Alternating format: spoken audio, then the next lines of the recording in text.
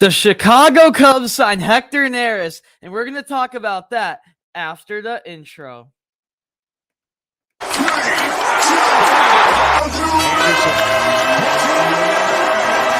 Your Daily Cubs White Sox podcast, the best place for all the baseball debate you need.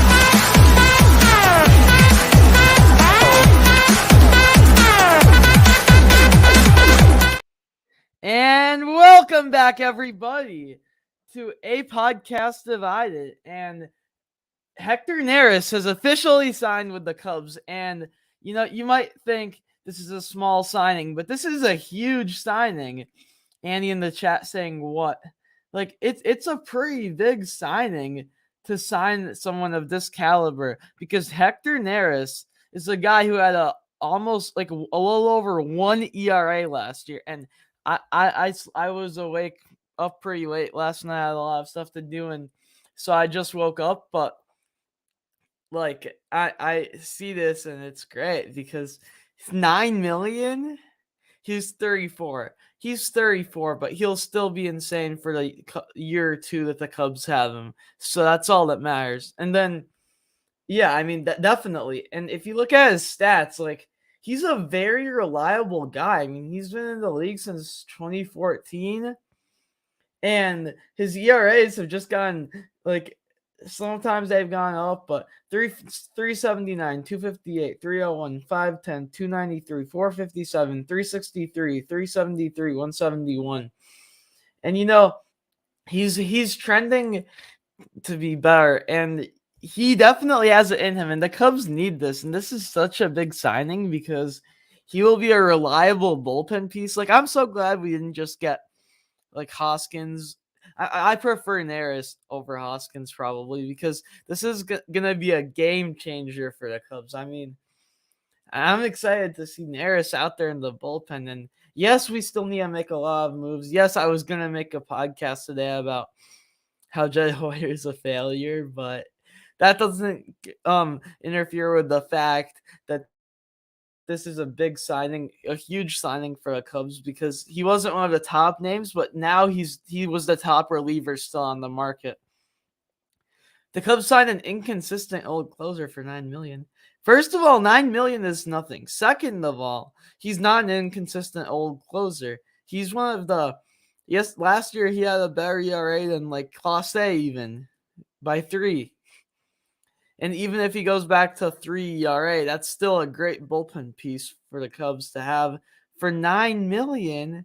$9 million. And people are talking about signing guys who are older than 34. Like, a lot of free agents will be 30 to 35 because that's how you have to be in the league for 6 years. So you'd have to break in at 20 to be a free agent at 26. If you break in at 24, then you'll be a free agent at 30. And obviously, he was already a free agent once. So, like, yes, he is not, because you think about whether, you know, consistency is a thing.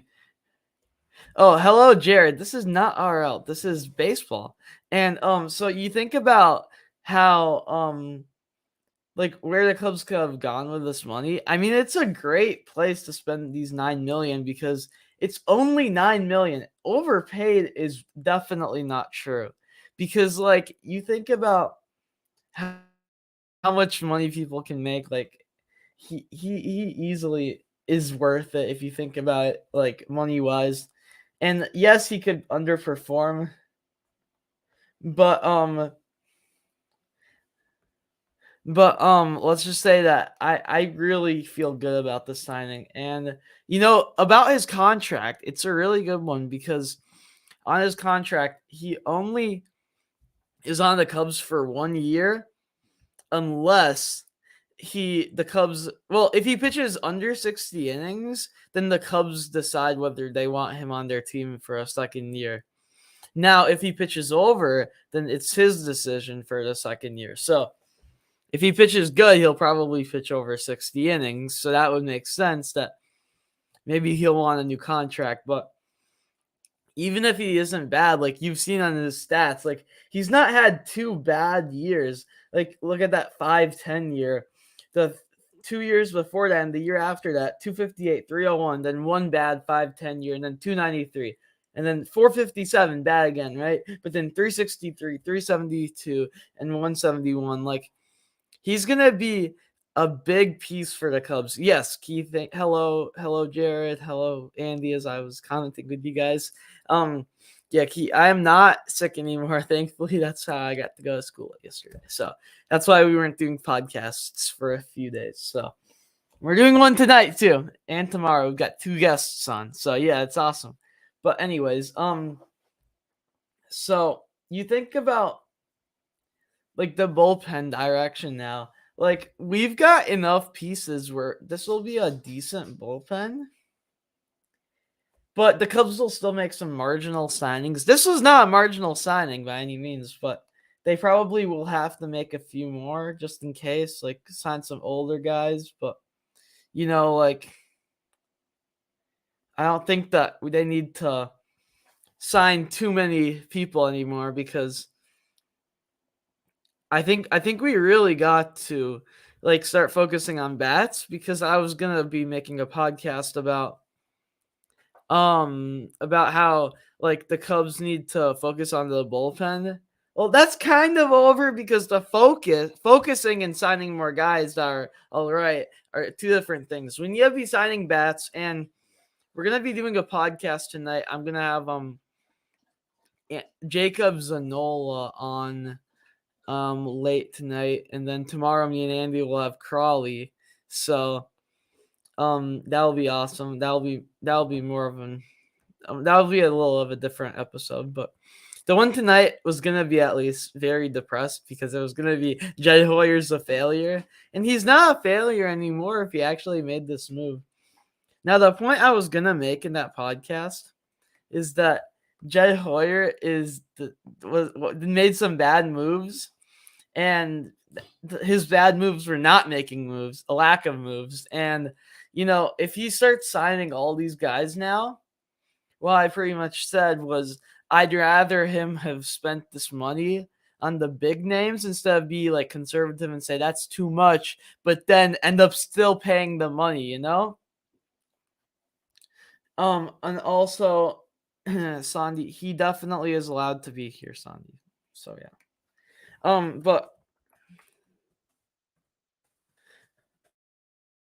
But that's pretty much the direction that the Cubs are in, because we need to make moves. But now the guys who are left on the market, like, maybe it would have been smarter to just get Ohtani and Hader. But yeah, I mean, it seems like Jed's path is to sign a lot of these marginal guys, and there's still a lot of decent guys out there. There are just not that many stars. I mean, you think about Clase, he might not want to be traded, or the Guardians might not want to trade him. And if we have to pay a lot for him, like player-wise, and sign him, I'm not a fan of that deal, like I've said before. But I mean, other relievers on the market, like the Cubs were connected to a fellow Astro closer, Ryan Stanek. And Ryan Stanek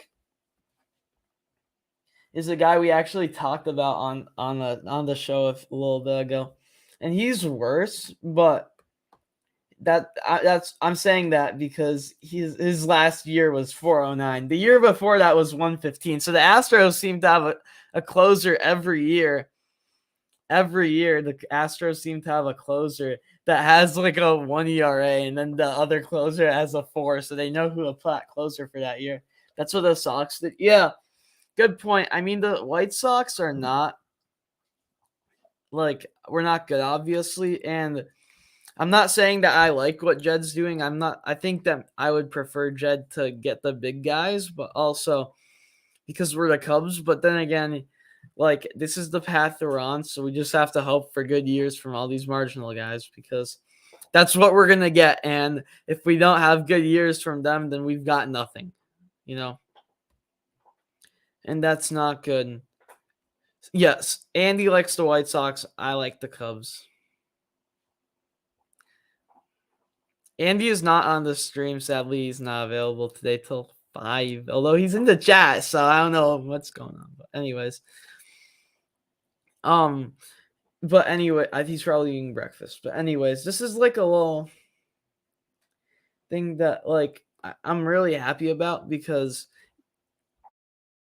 it's just very, very good for the Cubs to make this move.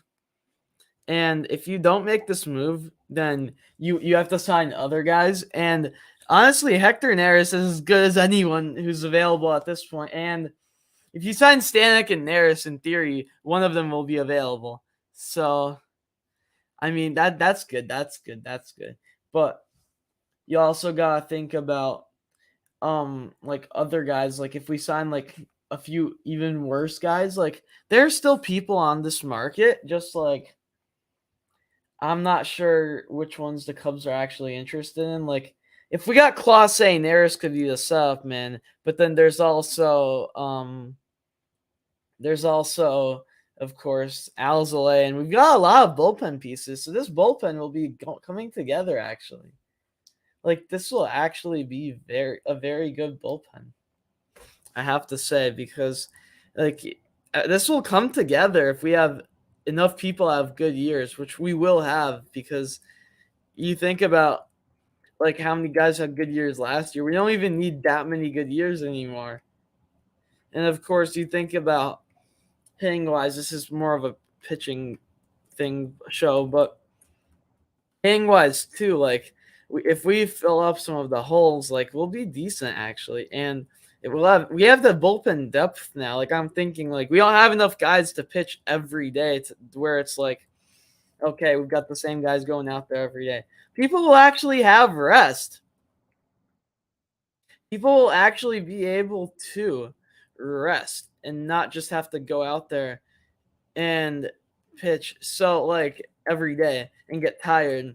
So yeah, Andy, I sent the email to you. But anyways, it's a very big thing that the Cubs are actually making moves. The issue is I'm scared that if these moves don't amount to anything, we'll end up winning 75 games, and then Jed will not want to spend next off season, and then I wouldn't go down this route. I don't approve of it, but I'm also happy that we get Hector NERIS, who's actually a guy who I have faith in.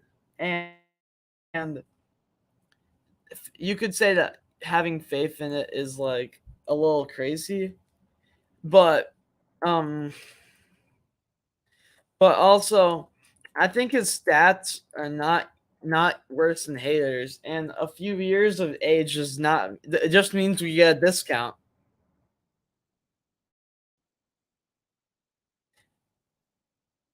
And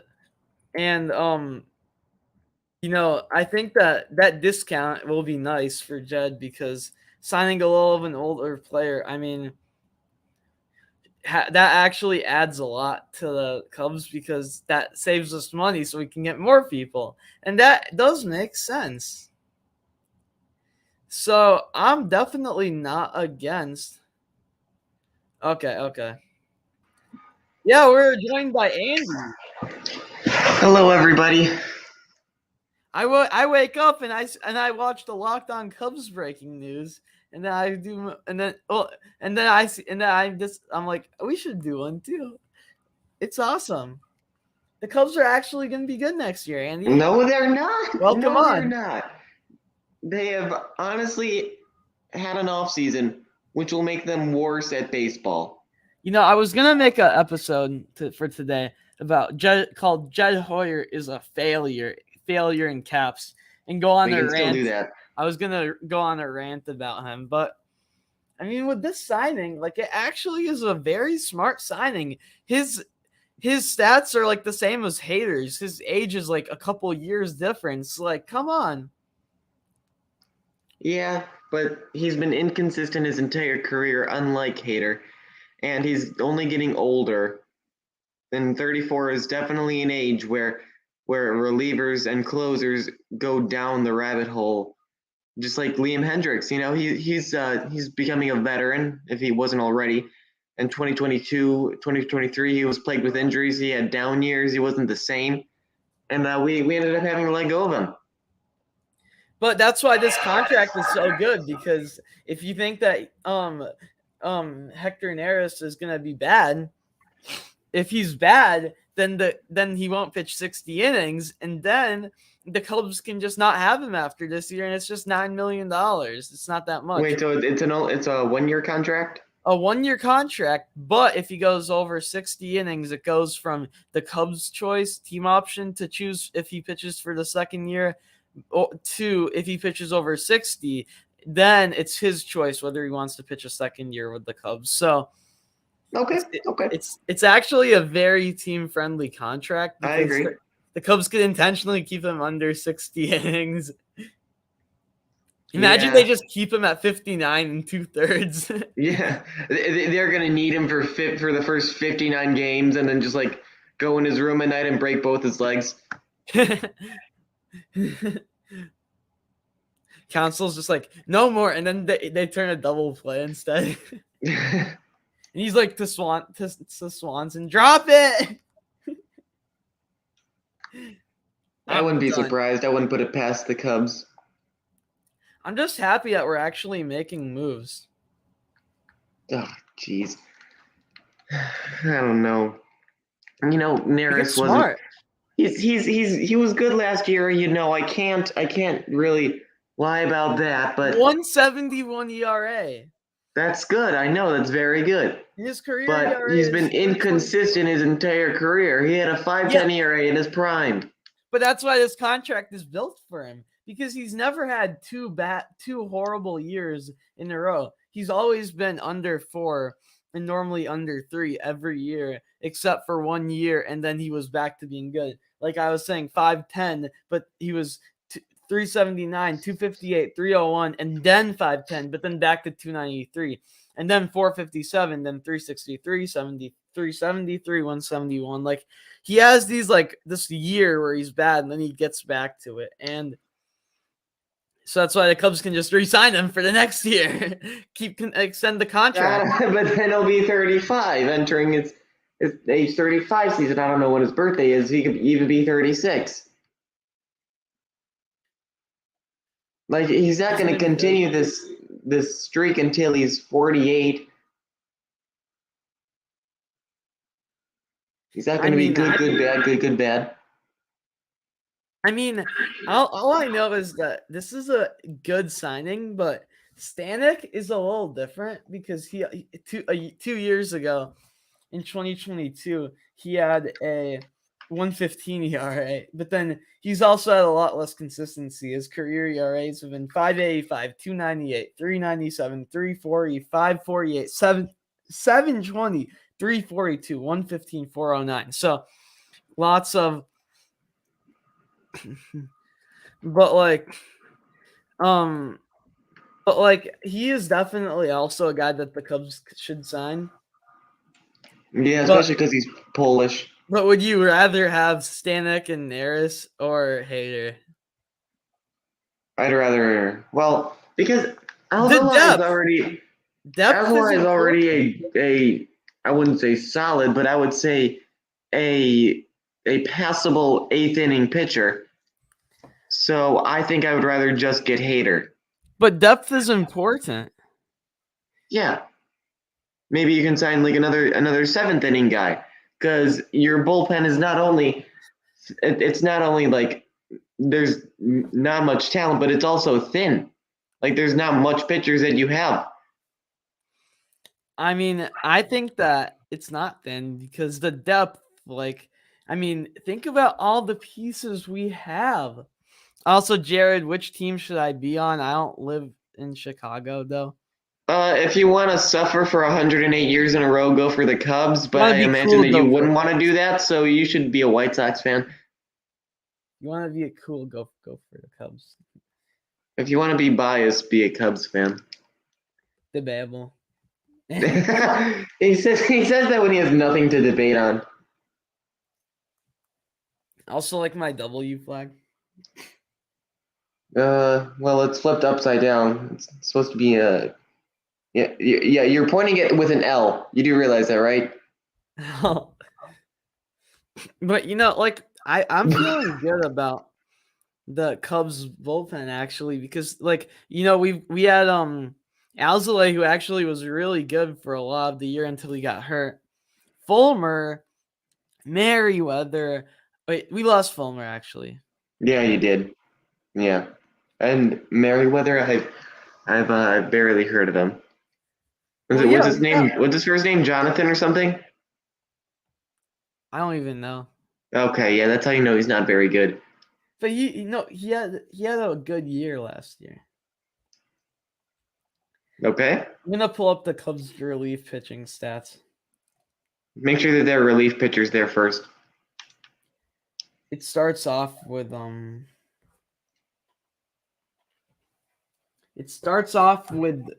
the starter, so I have to go down. Okay, Merriweather had a 3.38 ERA in 69 games, 72 innings pitched.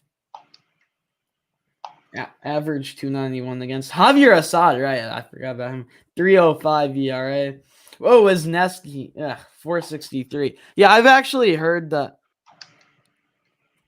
Hayden Wisniewski couldn't be a starter because he looks a lot better there versus relieving. So he could be like a guy who pitches every now and then for the Cubs, like in the rotation, or he could be in AAA and be a backup guy. Maybe. Mark Leiter, 350 ERA. Alzolay, 267. Fulmer was the worst guy. He had a 442. Bye, Fulmer. Bye. I don't even want you anymore. Okay, what makes you think that he's not gonna have a great year? No, it actually makes me feel like that. Yeah, I actually feel like he will have a great year just to make the Cubs. What did he sign with, like the Tigers or something? Did he even sign? He'll just want to make the Cubs angry, you know?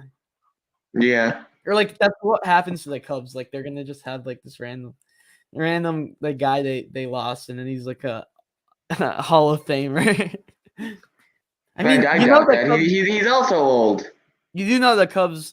We traded Lou Brock for a guy named Ernie Broglio, who ended up pitching 9 games in 7 years. And yeah, Lou Brock, obviously, he had a Hall of Fame career. One of the best. Just a great player. I don't know why you guys would ever trade him. I think it was really smart. Okay then. You know what? I guess losing for 108 years is your cup is your cup of tea. Well, no, it wasn't smart, but like it made sense. It was smart at the time, wasn't it? At the time, it made sense to get another pitcher to go for the playoffs. But anyways, Did the Cubs do anything in the playoffs that year? no, I don't even think they made it. Or is that the year they? Of course, they didn't make it. Oh, is that the year when they lost in the playoffs because someone spilled Gatorade before the game on Durham's glove? Are you kidding me? And then he got hit. That's what you're gonna blame it on? And his glove didn't work. Then he gets a new glove. And I'm sure it worked perfectly fine. Gatorade isn't acid, dude. Try it. No.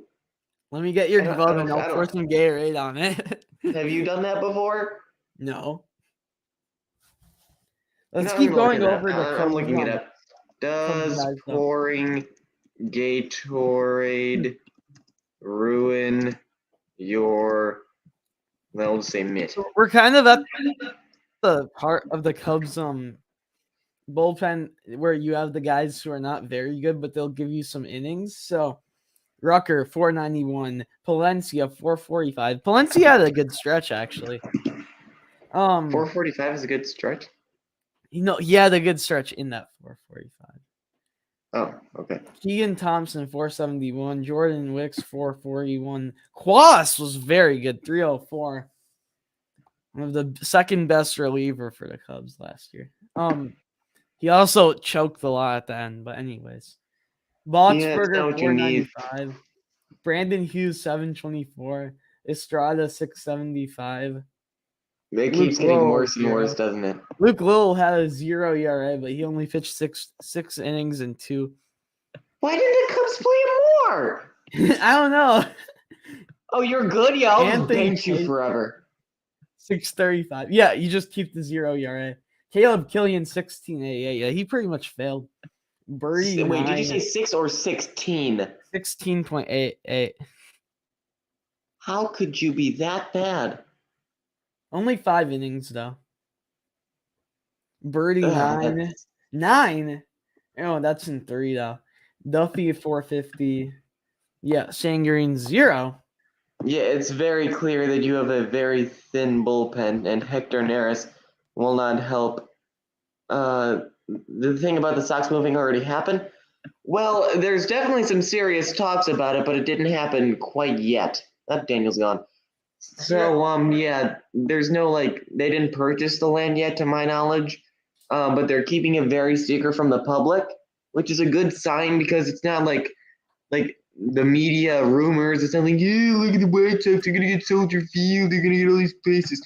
Now, this is actual serious talks where the owners involved, the mayor's involved, the older people are involved, the governor's even involved. So yeah, that I guess is because it's a Cubs podcast about Hector Neris. Let's Yeah, start so talking about the idiots. yeah, so That agrees with me. wait about I just wasn't listening. But anyways, that's pretty much all we've got about the Cubs bullpen. Honestly, that was their whole bullpen last year.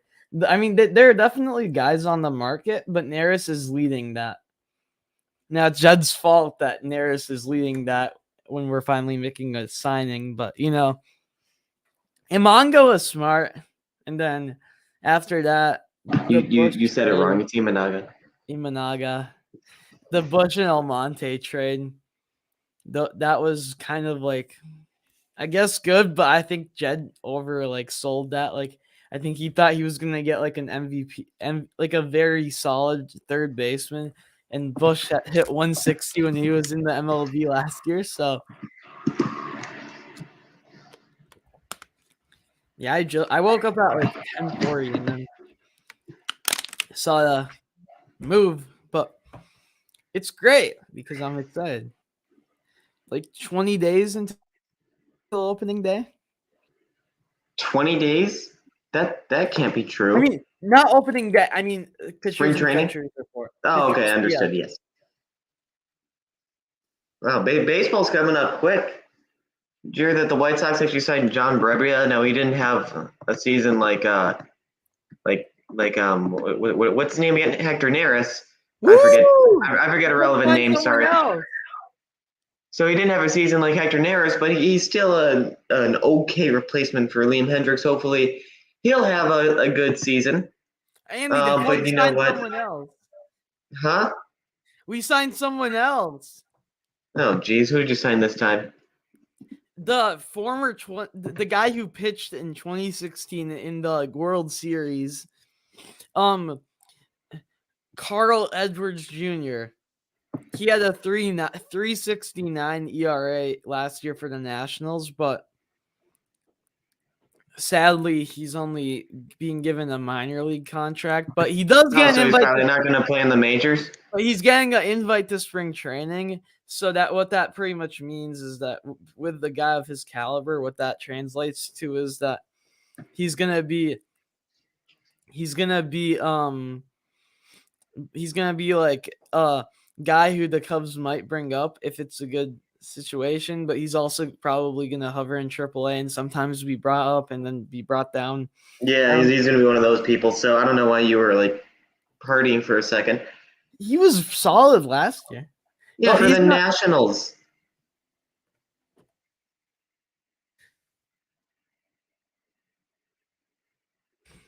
But I mean it doesn't matter which team he was in. He was in the he was in the MLB. How old is he? Carl Edwards Jr. age. I mean, he must be pretty old if he was playing in 2016. He's 32 years old, so probably just getting out of his prime. Yeah, but if we did sign him, he would be a little bit of a help, but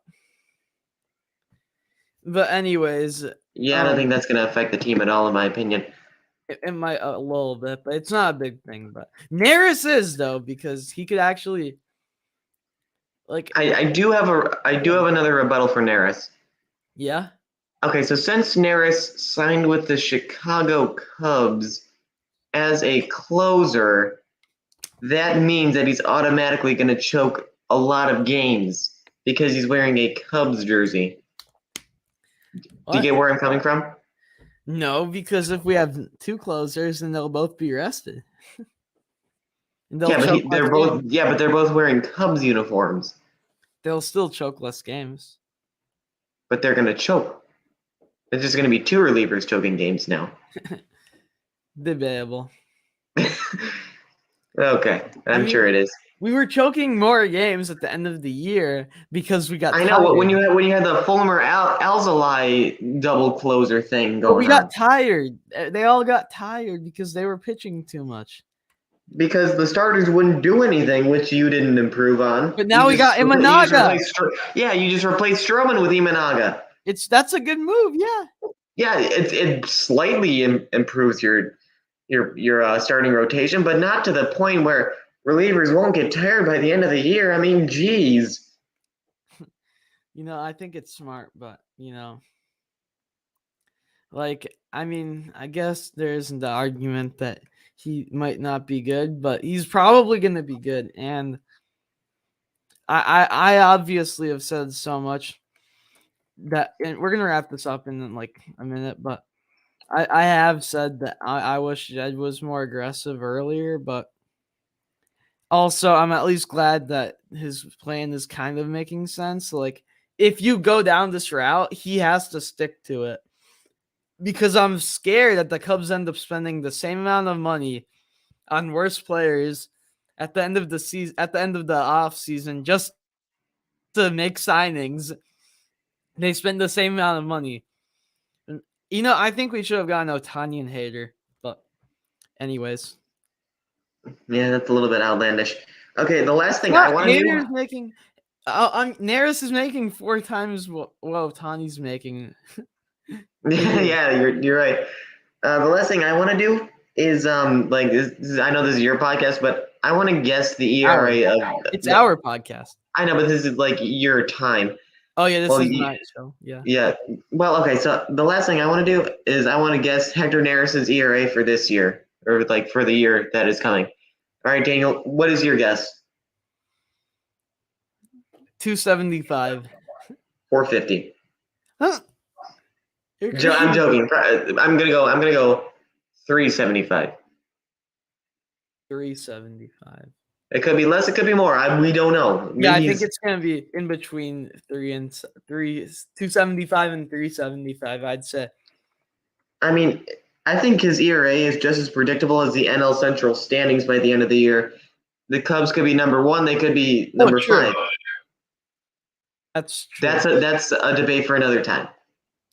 That is true. That you don't know what's gonna happen a lot with the Cubs, but at least they're in the race, But anyways, I guess that's it.